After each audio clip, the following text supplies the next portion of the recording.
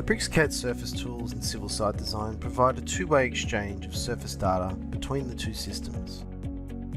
If you happen to start with the BricsCAD Surface, open the BricsCAD Surface command to convert that to Civil Site Design. The process is simple. Use the Add Surface Exchange and choose to convert a BricsCAD Surface into a Civil Site Design surface. You can name the surface on import, as well as assign a surface style for initial display.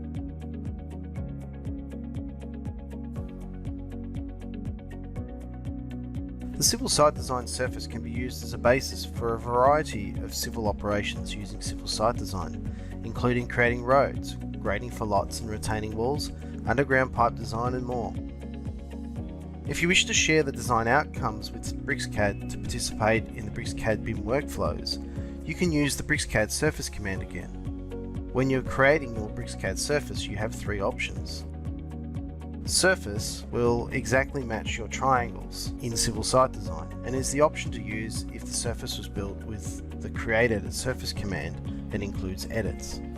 If your model comes from any string design, including Model Builder, then build your surface using the break lines of the model.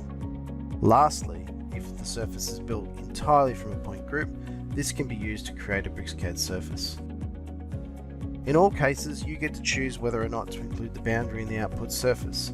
As well, you can remove the link between the two applications by deleting the entry or choosing not to synchronize the connection. The BricsCAD Surface Exchange also includes the ability to directly create a volume surface in BricsCAD, as well as merge or paste two surfaces together. With the BricsCAD Surface command, you can readily participate in the BricsCAD BIM workflow and explore the BricsCAD Civil tools.